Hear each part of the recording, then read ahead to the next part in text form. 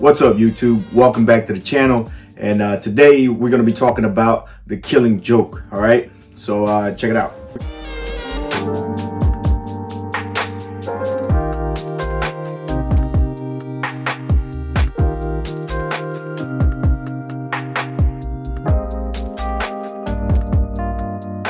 So I was just like on social media. I joined these groups about comic books or whatever, whether it's collecting, omnibus, reading, whatever. And I came up against this comment, right? And I was like, cool, man, let's see what this person has to say. They posted a picture of the Killing Joke and they said, just finished this one. Can someone please tell me, apart from the art and the dialogue, what is so amazing about it? I mean, this is well praised as one of the best comic books and one of the best Batman stories, but I don't get why. In the end, once again, there's nothing. Nothing happened all the way. It starts the way it ends, and the story doesn't lead anywhere. It's the same song all over again. I'm having tremendously hard time with comics. He goes on to say yada yada, whatever. So what he's pretty much saying is that he thinks that the Killing Joke is overrated. He doesn't really see much about it. To him, it's just a big hype or whatever. So I'm going to take this opportunity to say why I think the Killing Joke is great, at least to me, and just kind of say my reasons and just kind of break them down as why I don't think that the Killing Joke is overrated. So the Killing Joke was the first graphic novel that I ever picked up. Like, I remember going to Lone Star Comics on Mockingbird Lane over in Dallas, Texas, and I remember going in there and asking, hey, I want to read the Killing Joke. I forget how I came upon it, but I felt like when I read the synopsis or whatever, I need to read this story like right now, ASAP. This was written by Alan Moore and the art is by Brian Boland. Two guys who I really enjoy their work. Alan Moore, I feel like he has like some great stuff out there. The Watchmen, and he did the Swamp Thing, right? So at this time, he was kind of like leading comics into a different direction. Brian Boland as well, I felt like he was also one of the best of his era as well. And this is one of the most iconic covers that you can find in comic books. I feel like most collectors have had at least one copy of this in their collection. So that in itself, I think it's noteworthy as far as who the artists were. So I want to first talk about like the context of when this thing was made. So the Killing Joke was, I think, 87, 88. All right. So it came out in 88. So at this time, comics were heading into a different direction as opposed to where they were in the Silver Age. Silver Age is mostly known as a kid's funny book, you know, a waste of time, mostly childish stuff and everything like that. But with the 80s, and things got a little bit darker, but I feel like darker isn't even the word I'm looking for. Things got a little bit more complex, and the art started getting way better and stuff. And I feel like Alan Moore was one of those guys who really start moving in that direction, where you see a lot of modern writers try to model themselves, or at least see a lot of inspiration from the Alan Moore stuff. Because I feel like Alan Moore came into comics with the approach of an author. Like, he wanted to create a work of art, something that made statements, something that made a point, something that kind of explored the human conditions and what it means to be a human and stuff like that. And I think that he went with comics and he took things a step further. Brian Boland, awesome artist. He was prominent through the 80s and the late 90s. He's got some of the best covers out there, some of the best art. And in this book, he has like some of the most iconic Joker panels. A lot of the imagery that you've seen of the Joker before comes from this book. For example, this is an iconic panel. This is an iconic panel. And of course, the cover. The cover is super iconic. So that's what I felt like it means in the time period. So I feel like if you read it today for the first time in a modern context, I feel like it's really easy to kind of take for granted what kind of doors this work of art opened in order for other works of art to come in. I don't think that if comics would have taken that step to kind of grow up I don't think that they would have blown up to where they have today. All right, so the book pretty much highlighted the power struggle that the Joker and Batman have been struggling for ages, right? Since the first appearance of the Joker, you kind of see it in comic books. Batman fights the Joker, puts him in jail. Joker breaks out. Batman has to go get him again because he hurt somebody or whatever. So that's kind of what this book is kind of an analysis of that relationship, and it kind of sheds a light on Batman. Like, hey, maybe you're wrong, Batman. You know what I'm saying? Because while before everything's always been kind of cut and clear, this is the bad guy, this is the good guy. But now it's like saying, like, maybe the bad guy's like, or the good guy's kind of messing up here too. And also another objective thing that happened in the book is the injury of Barbara Gordon.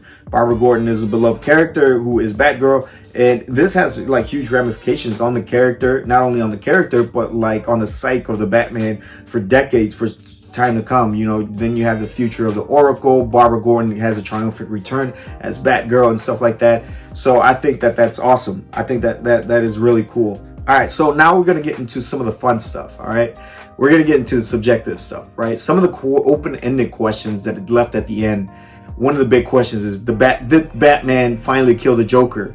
Because we're kind of left at that last scene where they both start laughing, right? And then Batman starts laughing even harder than the Joker, which scares the Joker. So it kind of gets this question: did the cycle finally break, right?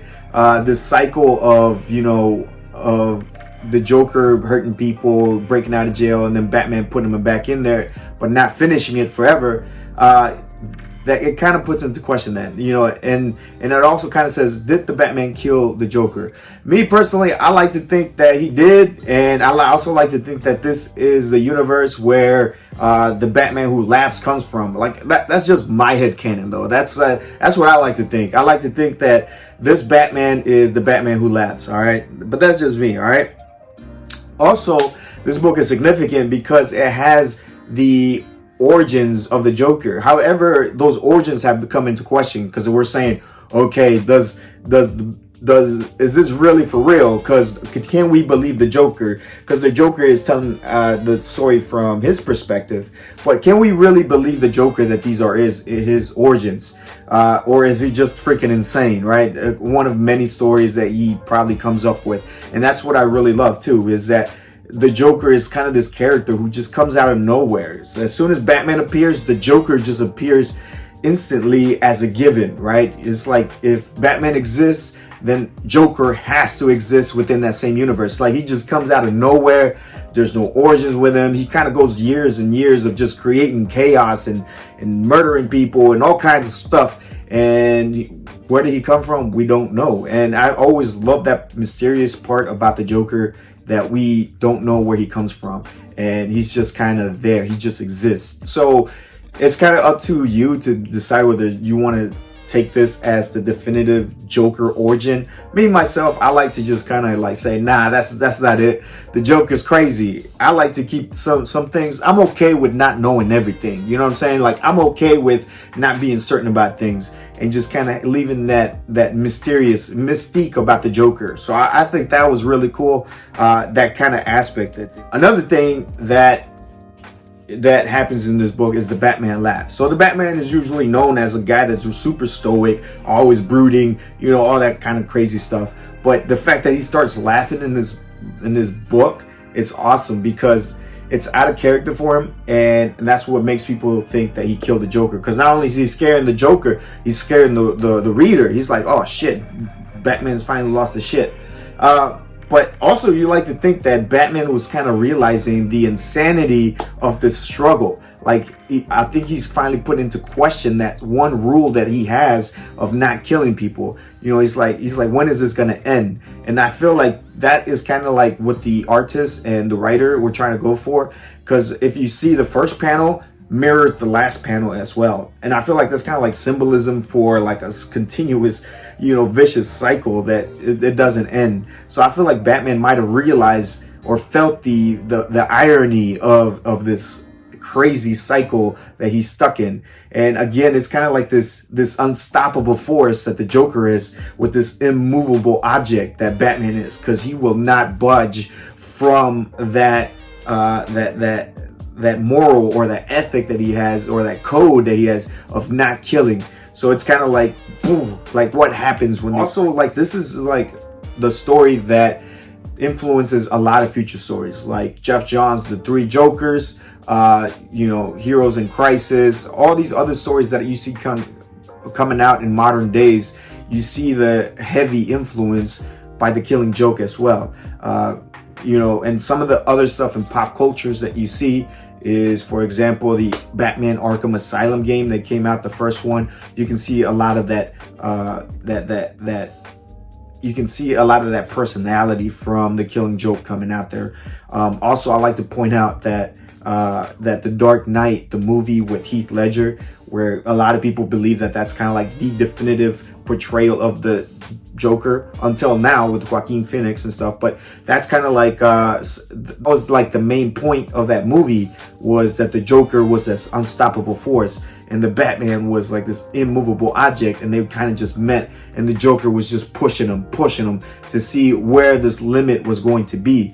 And the Joker pushes hard because he's crazy. He doesn't care about dying. He's almost suicidal, like in that sense that he wants to prove a point to Batman no matter the cost. And you can see that highlighted in this movie. That's like the main part of this movie. So you can see the influence of this book everywhere. And that's why I kind of wanted to talk about it, because I start hearing a lot more of these things like, oh, is The Killing Joke overrated, or everything. And sometimes I take it seriously. I'm like, yeah, maybe it's so. But sometimes I just feel like people might just be trolling or whatever. So if you recently read The Killing Joke for the first time, and you're like, hell yeah, this is my shit, this is my stuff, I got some recommended reading. I got a couple books here that I would like to suggest. This one is The Joker. This is just called Joker. This is by Brian Azzarello, and the art is by Lee Bermejo. And this is an amazing book.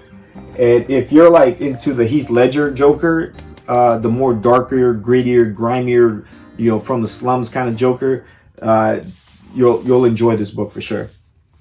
And then a more recent book that I feel like would also enjoy would be Harleen by Stefan Sejic, both art and the writing. This is a beautiful book with the art on the inside, and it's awesomely written. It's pretty much an origin story of Harleen, but it's told from her perspective. So that's an awesome thing.